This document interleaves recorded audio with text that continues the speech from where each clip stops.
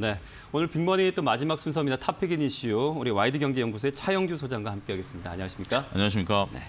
자, 먼저 탑픽인 이슈 탑3 중에 3위부터 공개합니다.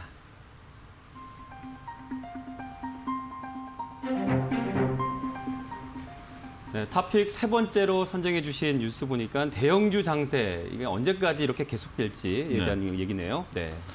일단은 뭐 대형주 중심의 장세가 연출됐죠. 물론 오늘 주가는 빠지고는 있습니다만 네. 오늘을 제외하고 난다라면 삼성전자라든지 2차 전지라든지, 그러니까 IT, 2차 전지, 자동차, 그리고 전기차 이런 쪽들의 섹터들이 강하죠. 이런 쪽들의 쏠림 현상들이 특히 1월부터 나타나다 보니 전반적으로 너무 과도한 게 아니겠느냐. 이제는 좀 중소형 쪽으로 코스닥이 일단은 1000포인트까지 올라가는 매기가 이전되지 않겠는가 이렇게 생각하시는 분들도 일부 계십니다. 하지만 대형주들이 현재 지금 다양한 이슈들을 보유하고 있죠. 특히 삼성전자를 예를 들어 드린다라면 삼성전자 같은 경우 내년에 그러니까 올해 반도체 슈퍼 사이클이 도래할 것이다. 이렇게 좀 얘기를 하고 있는 그런 상황 아니겠습니까? 네. 이런 부분들도 있고 2차 전지는 나름대로 2차 전지만의 또 재료가 있고 자동차도 마찬가지고요. 이런 재료들이 전반적으로 움직이다 보니 지수가 대형주 위주로 움직이고 있고요. 중소형주 같은 경우 현재 지금 뭐 특별하게 움직일 만한 요소들은 없습니다. 특히 코스닥 같은 경우 시총 상위단에 있는 셀트리온 제약과 헬스케어가 약간의 좀 부진한 모습들을 보여주고 있기 때문에 전반적으로 우리가 현재 지금 달리는 말에 올라타야지 이쪽이 안 올랐으니 키 맞추기 차원에서 올라가겠거니라고 생각하신다면 그거는 수익률 면에 있어서 차별화를 좀 당할 가능성이 있다 이렇게 좀 말씀드릴 수가 있겠습니다. 네. 일단 대표적인 종목으로서는 여전히 삼성전자 강하다라고 좀 말씀드릴 수가 있겠고요. 네. 삼성전자 같은 경우 10만 전자 도달은 충분히 가능할 것으로 보여집니다. 지금의 지수 조정기가 좀 저가 매수 기회로 좀 삼으셔야 된다라고 좀 말씀드릴 수가 있겠고 삼성전자 같은 경우 10만 원의 목표가를 제시해드리고 8만 원의 손절가를 제시해드리도록 하겠습니다. 네.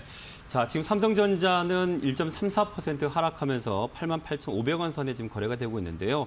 지금 매수 타이밍으로 보여집니다. 우리 소장님께서 목표가 10만 전자 말씀하셨고요. 손절가 8만 원도 제시해 주셨습니다. 자, 다음 두 번째 이슈 볼게요.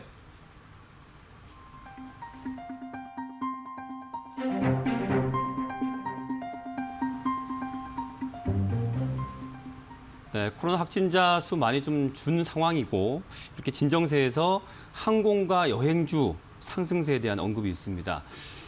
이렇게 조금 앞서가도 되는 상황인지 좀 조심스럽기도 합니다, 사실은. 네. 예, 그렇습니다. 물론 오늘 이제 시장이 대폭 조정을 받고 있기 때문에 상승을 한다라는 것을 말씀드리기가 쉽지는 않습니다만 시장은 제가 볼 때 이렇게 쉽게 꺼지는 장세는 아니다라고 좀 먼저 말씀을 좀 드릴 수가 있겠고요.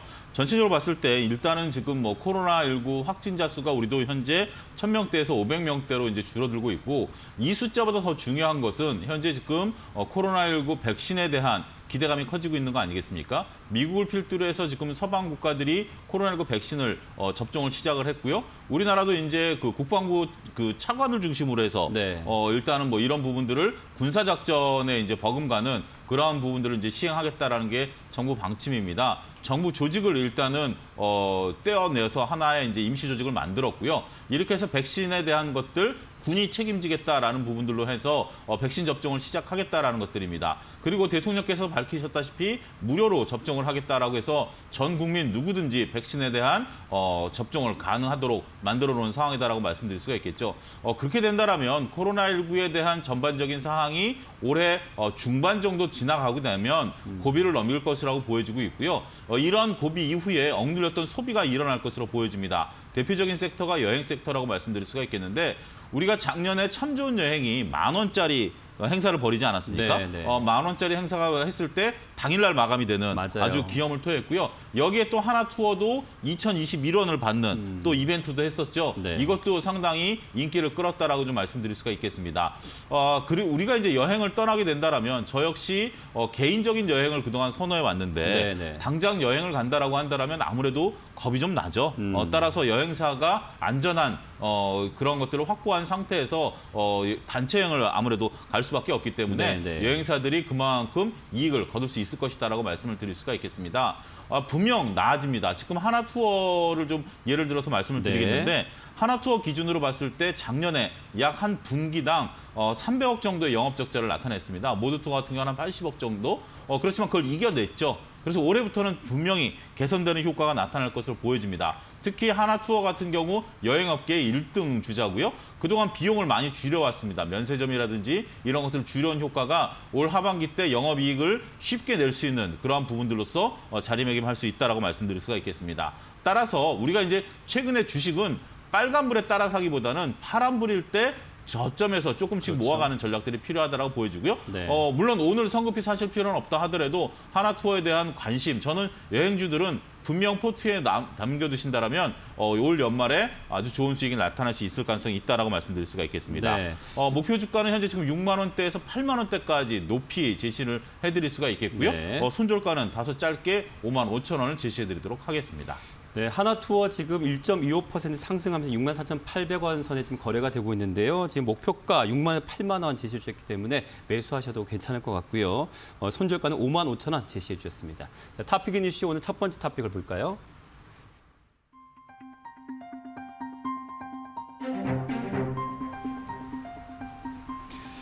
네, 코스피 시총 상위 10개 종목 모두 지금 하락세에 대한 언급을 하셨어요. 네, 좀 들어볼까요? 예, 일단 좀 안타까운 현상들이 벌어지고 있죠. 지금 낙폭을 좀 키워가는 그런 모습들을 보이고 있기 때문에 시장의 불안감을 자아내고 있다라고 좀 말씀드릴 수가 있겠습니다.